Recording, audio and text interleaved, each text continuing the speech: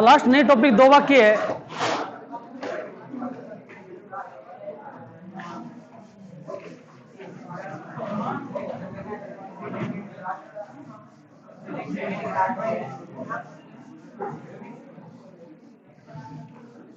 इसके बाद में चैप्टर नंबर 10 स्टार्ट करेंगे।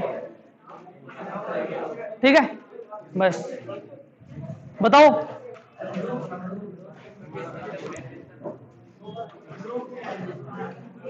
हैं? समरूप आयताकार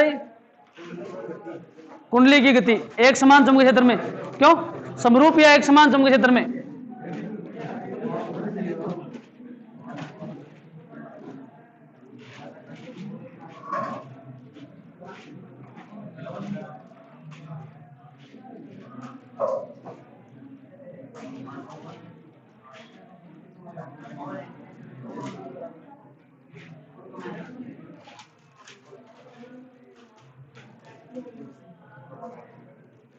समरूप या एक समान चुंबकीय क्षेत्र में आयताकार कुंडली या लूप की गति घूर्णन गति है ना, घूर्णन गति के कारण उत्पन्न प्रेरित विद्युत वाहक बल व प्रेरित धारा। ठीक है, ध्यान रखना इस टॉपिक का। देखो आपके पास कोई आयताकार लूप है जो एक समान चुंबकीय क्षेत्र बी वेक्टर में theta equal to omega t कोणीय स्थिति पर स्थित है। एन से एस की ओर बल खाए जाएंगे। ठीक है, एक समान चुंबकीय क्षेत्र बी वेक्टर है, इसके बीच में ये आयताकार कुंडली स्थित है।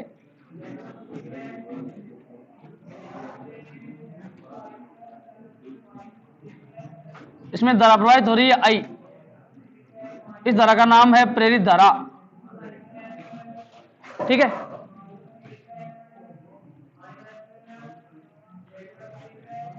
ओमेगा कोणीय वेग से घूम रही है, चुंबकीय क्षेत्र की दिशा होगी एन से एस की ओर बी वेक्टर, ये हो गया आपका ए वेक्टर। इस कुंडली का क्षेत्रफल और इसके बीच में कोण है थीटा, कोण है थीटा बराबर ओमेगा टी। ठीक है, अब theta equal to omega t कहां से आया? देखो कोणीय वेग ओमेगा इक्वल टू कोणीय विस्थापन बटा समय। कोणीय विस्थापन में परिवर्तन की दर को कोणीय वेग कहते हैं। घूर्णन गति कणों के निकाय घूर्णी गति कक्षा 11 जड़त्व गुण वाले चैप्टर से हम जानते हैं कि ठीक है, कोणीय वेग कोणीय विस्थापन में परिवर्तन की दर को कोणीय वेग कहते हैं। यहां पे क्या हो गया? Theta equal to omega T. ठीक है, हाँ अब देखो यहां कौन है थीटा, तो इससे संबंधित चुंबकीय फ्लक्स कितना हो जाएगा? फाइव इक्वल टू बी ए हाँ कोस थीटा। ठीक है, थीटा इक्वल टू कितना? Omega T. तब फाइव का मान कितना? हाँ हाँ हाँ हाँ B A cos omega T. यहां तक कोई दिक्कत है भाई? जब ये कुंडली ओमेगा कोणीय वेग से इस एक समान चुंबकीय क्षेत्र में घूमती है, अरे बात मत करो भाई, नहीं पढ़ना बाहर चल जाओ, लेकिन बोलो मैं चुपचाप बैठे रहो। इस एक समान चुंबकीय क्षेत्र में घूमती है तो इसके अंदर चुंबकीय फ्लक्स का मान समय के साथ बदलता है, जो चुंबकीय flux phi equal to B A cos theta या बी ए ओमेगा टी से दिया जाता है। ठीक है, निकाल लो क्या पाने प्रेरित विद्युत वाहक बल क्या होता है? D five upon D t is equal to d upon D t. इसका करना पड़ेगा अपने को अवकलन, तो is equal to B A तो बाहर आएगा और डी कोस ओमेगा टी का क्या हो जाएगा? अवकलन। ओमेगा टी का अवकलन क्या होता है? सॉरी कोस ओमेगा टी का, या माइनस लगाओ तो minus D five upon D T, minus D five upon D T minus B A into cos omega T का minus omega sine omega T. क्यों? Minus omega sine omega T equal to हो जाएगा B A omega sine omega T. ठीक है, अब ये तो बात है एक फेरे के लिए कि कुंडली में खाली एक ही फेरा हो, और एन फेरे होंगे तो फ्लक्स से एन एन एन मतलब सब में गुणा एन हो जाएगा, तो कुल एन फेरे हो तो एन बी ए, यहां पे एन, यहां पे भी एन, यहां पे एन और यहां पे भी एन आएगा। ठीक है, ये जो है ये इसको मैंने नाम दे दिया E0, मतलब अधिकतम प्रेरित विद्युत वाहक बल। ये हो गया आपका अधिकतम प्रेरित विद्युत वाहक बल E0। ठीक है, अब देखो समीकरण क्या है आपके पास, समीकरण निकाल इसको ना आराम से, समीकरण में दिक्कत नहीं इसमें। समीकरण आपके पास आई E बराबर E0 sine omega T, E बराबर E0 साइन ओमेगा टी।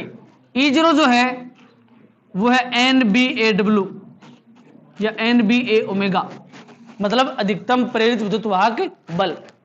ठीक है, ये जो साइन है इसको हिंदी में बोलते हैं ज्या, कोस न बोलेगा को ज्या, और टेन को स्पर्श ज्या। ठीक है, तो साइन जो है ज्या, इसका मतलब ये जो समीकरण है इसका नाम है ज्यावक्रीय समीकरण। ये एक ज्यावक्रीय समीकरण है। ठीक है, अब देखो यदि कुंडली का प्रतिरोध कैपिटल R हो तो धारा क्या हो जाएगी, I इक्वल टू E बट्टा R, I equal to E0 बट्टा R साइन ओमेगा टी, या E0 साइन ओमेगा टी बट्टा R। ठीक है, अब देखो यहां पे आपको महसूस हो रहा है कि ये V बट्टा R है। E0 क्या है, अधिकतम प्रेरित विद्युत वाहक बल या अधिकतम वोल्टता, एक ही बात है, वोल्टता बोलो या प्रेरित विद्युत वाहक बल बोलो।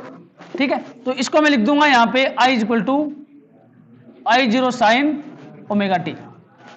ये I0 जो है ये यहां पे क्या है, E0 अधिकतम प्रेरित विद्युत वाहक बल, तो I0 क्या हो जाएगा, अधिकतम धारा या अधिकतम प्रेरित धारा। ठीक है, तो दो समीकरण आया आपके पास, E बराबर E0 साइन ओमेगा टी और I बराबर I0 साइन ओमेगा टी। ठीक है, ये जो धारा है इसका नाम होता है प्रत्यावर्ती धारा। इस प्रेरित धारा को प्रत्यावर्ती धारा कहते हैं, और ये है इसका नाम होता है प्रत्यावर्ती विद्युत वाहक बल या प्रत्यावर्ती वोल्टता, इसका दूसरा नाम है। ठीक है, अच्छा अब देखो sign omega T, sign omega T, E0 की जगह यदि मैं V0 लिखूं और E की जगह V लिखूं तो समीकरण आएगा V बराबर V0 साइन ओमेगा टी। ठीक है, ये समीकरण मतलब V, E की जगह खाली मैं V लिखी और कुछ करो करो।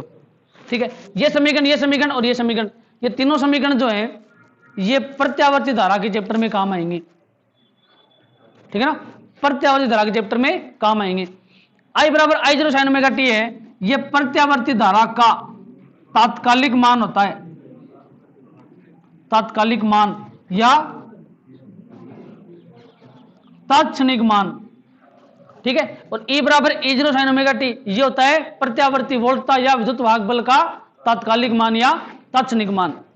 ठीक है, अब E में और T में या V में और T में और I और T में यदि ग्राफ आप खींचना चाहो तो वो ग्राफ एक ज्यावक्रीय वक्र आएगा। ज्यावक्रीय मतलब साइन को ग्राफ आओगे तो थारा मैथ में शायद साइन को ग्राफ चल भी है, आया को नहीं अभी तक मैथ कमाइन, मैथ में साइन का ग्राफ जरूर आएगा।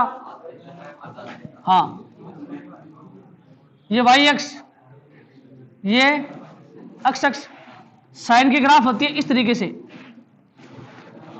आगे तक चलेगी। यहां होता है आई या ई और एक्स एक्स पे क्या होगा, समय टी या ओमेगा टी, टी या ओमेगा टी की बात है। यहां तक कोई दिक्कत है? अब देखो वर्ताकार की बात करते हैं, वर्ताकार पथ की। यहां से यहां तक आधा चक्कर और पूरा चक्कर ये हुआ, तो इसका एक पूरा चक्कर होता है यहां से यहां तक पहुंचने में, ऊपर वाला आधा नीचे वाला आधा। तो एक पूर्ण चक्कर में जो समय लगता है वो होता है आवर्तकाल कैपिटल टी। पूर्ण चक्र का मतलब है यहां से यहां तक पहुंचने में, तो 0 से कैपिटल टी, बीच में टाइम होता है T/2, ठीक है ना, अर्ध आवर्तकाल। और यहां पे पावर टाइम T/4 और यहां पे 3T/4, ठीक है ना। अच्छा देखो कोई कण वो यहां से चला यहां से चलकर वापस यहां आएगा तो उसने कोण कितना बनाया 360 डिग्री, मतलब 2 पाई का, ठीक है ना, कोण यहां पे बनाएगा। तो इसका मतलब यदि इसको आप कोण के रूप में व्यक्त करो, ग्राफ को कोण के रूप में व्यक्त करो तो ये कोण 0 और यहां पर कोण 2 पाई, यहां पर कोण पाई, यहां पे पाई/2 यहां पे, ठीक है। अब अधिकतम से अधिकतम आपकी धारा कितनी ऊपर गई, यहां तक गई, क्यों, तो ये हो जाएगा आपका I0 अधिकतम मान प्लस में, अधिकतम से अधिकतम माइनस में कहां तक गई, यहां तक गई, तो y एक्स पे ये जो मान आएगा ये आएगा आपका -I0, ऊपर का मान होता है प्लस, नीचे का मान माइनस। यहां तक क्लियर। अच्छा E की बात करें तो यहां से अधिकतम देखो E यहां पर ही तो है, ये हो जाएगा E0 और यहां पे अधिकतम ये -E0, ठीक है। इस टॉपिक में कोई दिक्कत कुछ नहीं करना है आपको, खाली cos ओमेगा t का अवकलन करना है, ठीक है। हाँ अब बताओ नेक्स्ट टॉपिक। हाँ ये आएगा 2021 में 100%,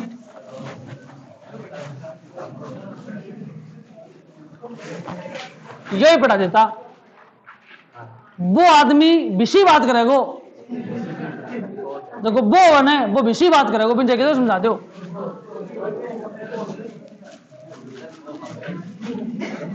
हैं आर्ट के लायक को नहीं, साइंस लेके बैठ गया बनेगा है डॉक्टर।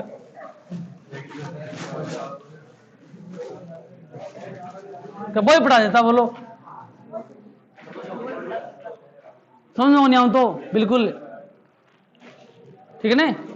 हाँ चलो ठीक है, थारा आई जी में है तो 10 के पार्ट में थाना मैं 5 टॉपिक पढ़ाऊंगा, बहुत बड़ा एक ही प्रश्न को नहीं आओ, बाकी रहने दो पढ़ना। बोलो क्या कहो, समझ मानो बात थारा पर है, सीधी सी बात है। देखो शाटा पर है ने टीचर हमेशा क्लास में बा खतरी आवे, कमजोरा खतर को नहीं आओ कदी, ये हकीकत बात है। तनखाई लागू 7 पर लागू जगह एकदम साफ है ने, बी पर कोई ध्यान कौन दे, बी पर ध्यान कौन दे, बी का घर का ही थी वो साफ है, अगर बी का घर का बी पर ध्यान देता वो साफ होता ही नहीं बेचारो। अब बताओ गलत है मेरी बात है। कोई टाबर एकदम कमजोर है, बी का गार्जियन स्कूल में संभालने को नहीं आवी, बिन कर जान से वो मतलब किया गए बिना मतलब में गल पड़े कमनिया कह दियो, ठीक है ना। एक मतलब जब बी का घर का भी पर ध्यान कौन दी तो मैं ध्यान देगा, बी को क्या कर देगा बताओ थी। उसके माँ बाप भी उसका ध्यान नहीं दे रहे हैं उसके ऊपर, तो हमारे ध्यान देने से क्या होगा बताओ, फायदा है। आदमी है, ठीक है ना, वो सुबह उठ के मतलब कोई आपको भगवान को नाम ले या कोई को रिस्पेक्ट करे और करे, वो घर से सीखता है।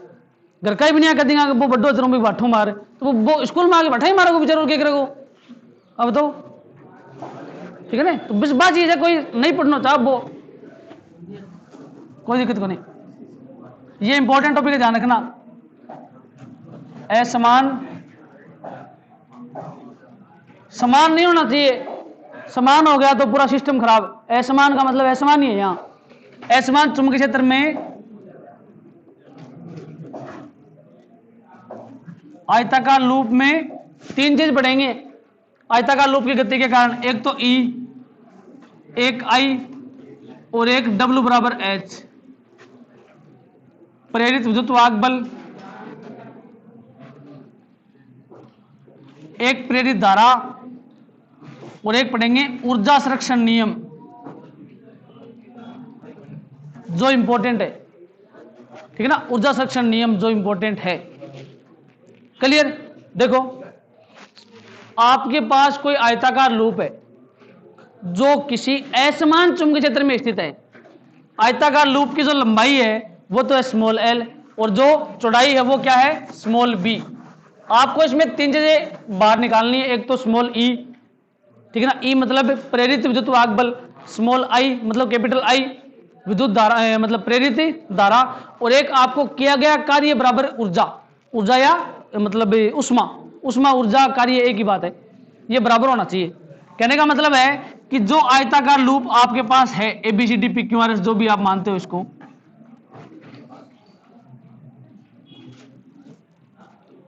चलो PQRS मान लेते हैं या ABCD मान लो, कोई दिक्कत नहीं है। इसकी लंबाई है L, चौड़ाई है इसकी B। ये किसी असमरूप चुंबकीय क्षेत्र में स्थित है, किसी असमरूप चुंबकीय क्षेत्र में स्थित है, लंबाई L चौड़ाई B। यहां तक कोई दिक्कत?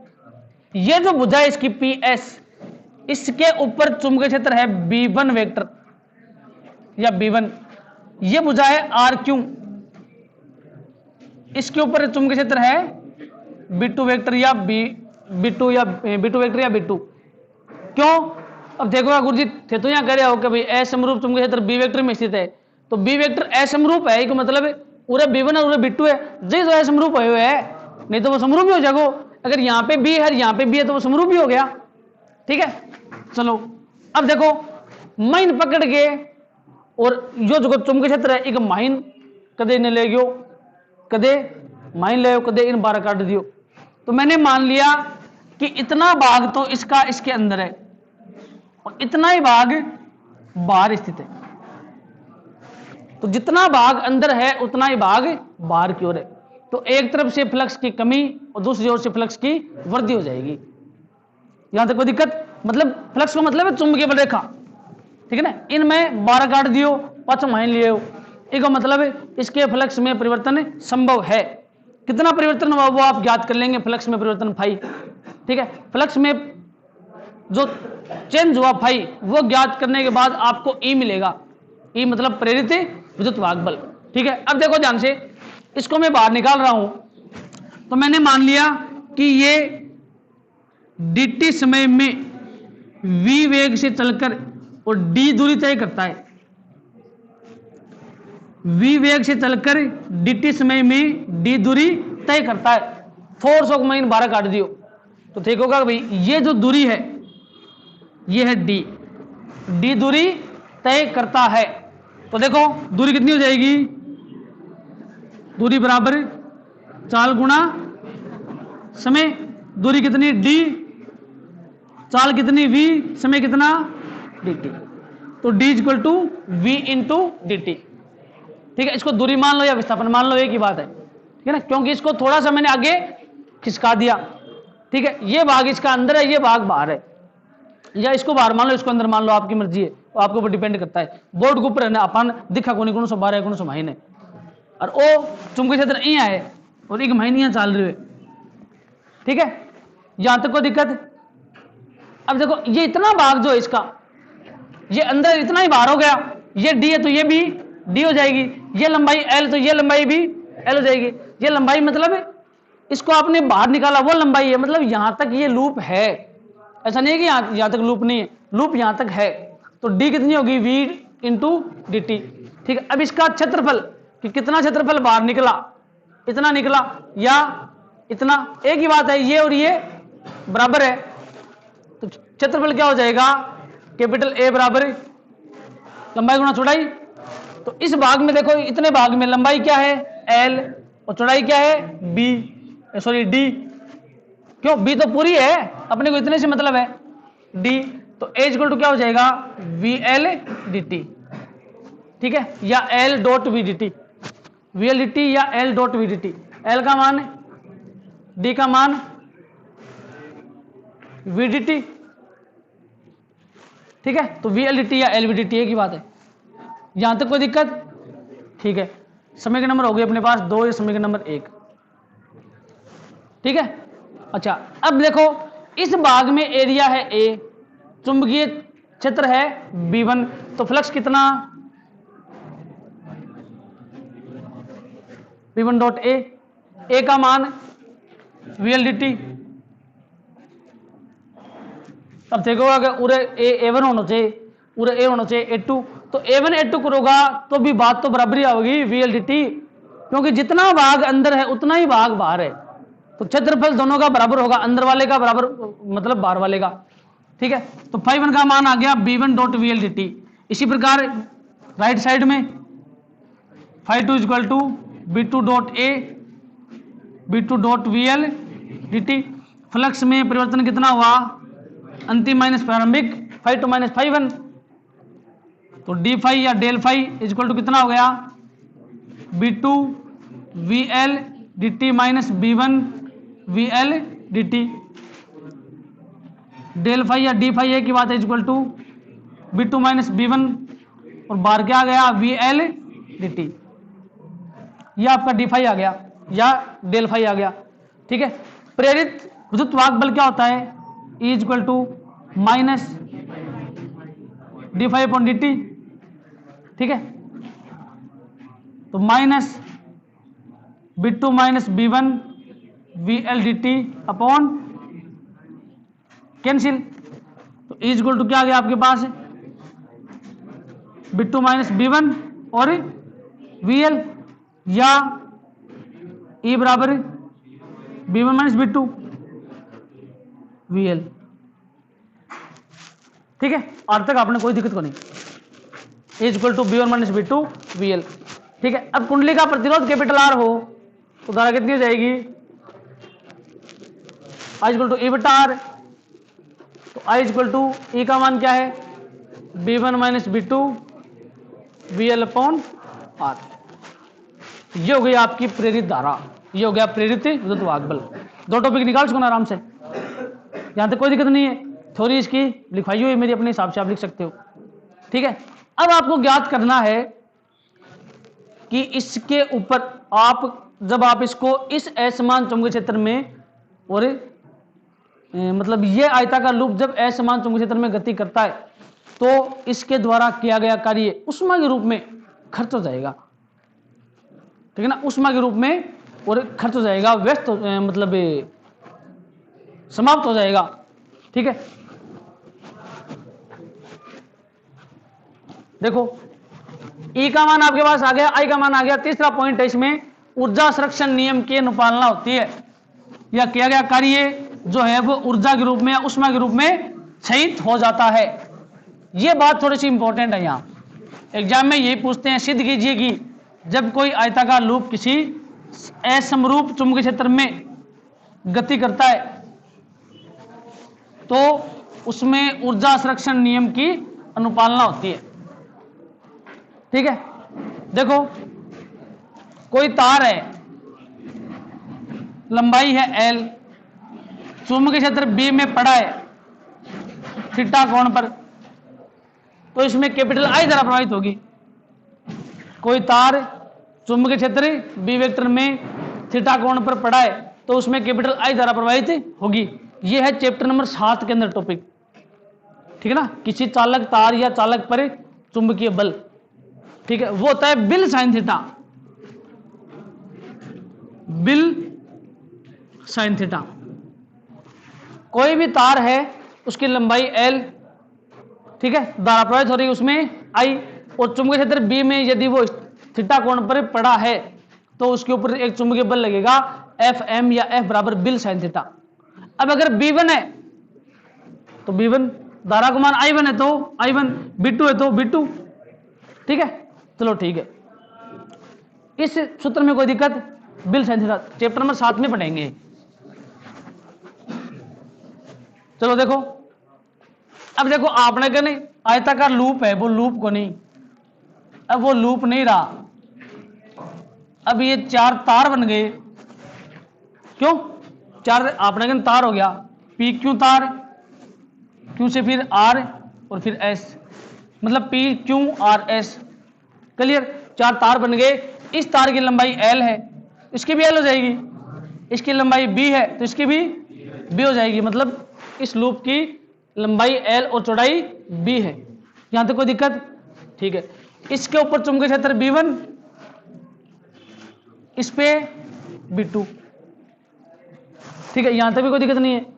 अब देखो चार तार जब किसी असमरूप चुंबकीय क्षेत्र में स्थित होंगे, ठीक है, तो इसके ऊपर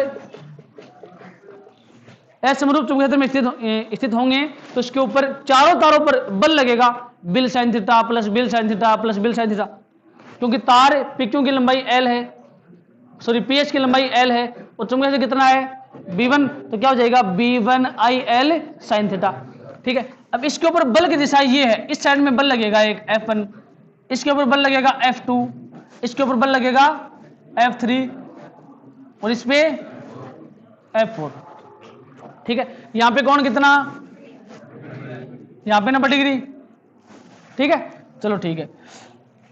तो माना यह आयताकार लूप PQRS या ABCD किसी असमरूप चुंबकीय क्षेत्र में स्थित है, तो इसकी चारों भुजाएं चार चालक तार की भांति व्यवहार करती है और इसमें धारा प्रवाहित होती है।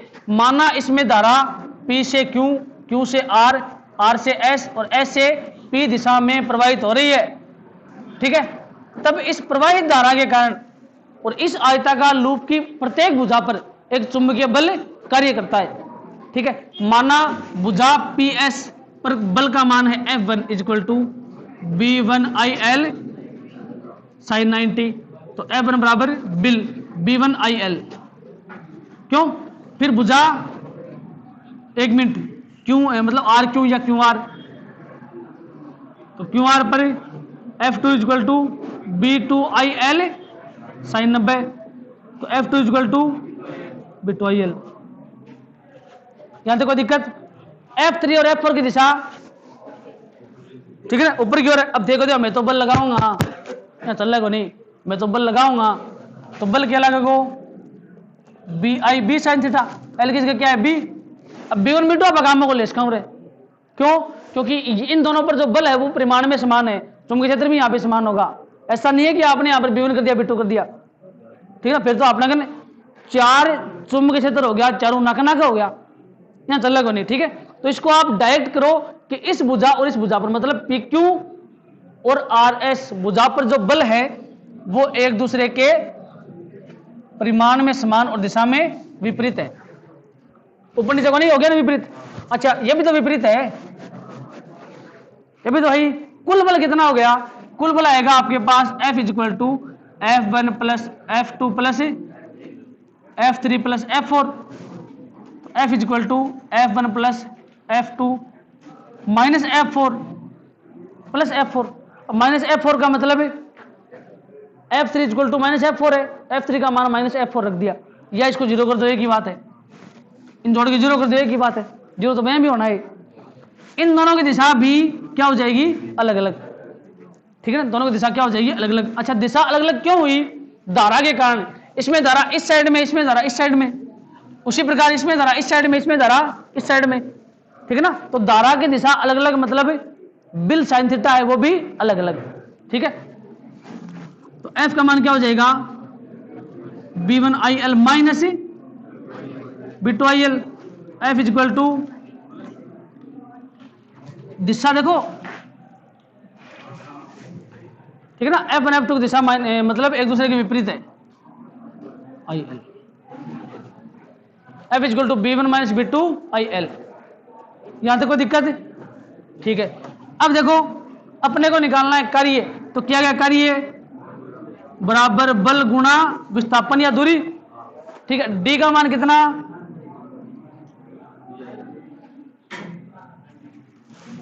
D का मान कितना? V dt।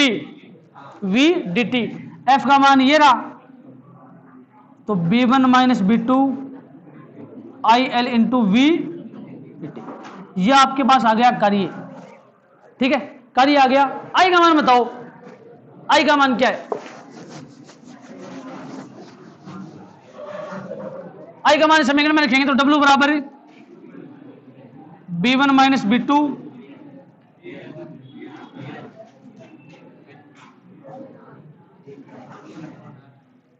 I का मान B1 - B2 VL बटा R। I का मान रख दिया into L × VDT।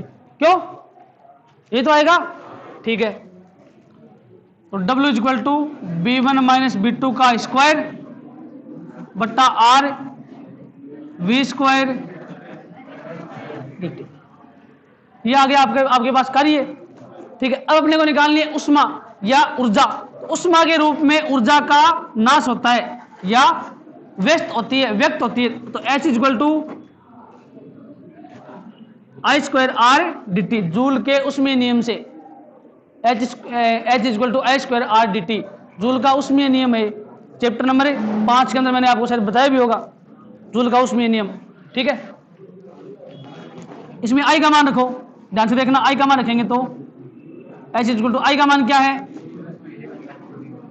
B1 minus B2 का whole square dot V square L square है। आई को फिर स्क्वायर है, आई का मान क्या है, यही तो है, अपॉन है आर स्क्वायर। भाई आई की जगह क्या है, आई की जगह ये मानी तो है, तो आई का स्क्वायर है तो इसमें आई स्क्वायर करेंगे, मतलब इस पूरे पद का क्या करेंगे, स्क्वायर इनटू आर से आर। तो ये मान इसके बराबर हुआ कि नहीं हुआ, अर्थात W बराबर है H। अतः स्पष्ट है कि आयताकार लूप में, आयताकार लूप जब असमान चुंबकीय क्षेत्र में गति करता है तो इसमें ऊर्जा संरक्षण नियम की अनुपालना होती है। ठीक है, अर्थात विद्युत चुंबकीय प्रेरण की प्रत्येक अवस्था में ऊर्जा सुरक्षित रहती है। Chapter complete. ठीक है, चैप्टर कंप्लीट। कल करेंगे चैप्टर नंबर 10 स्टार्ट, प्रत्यावर्ती धारा।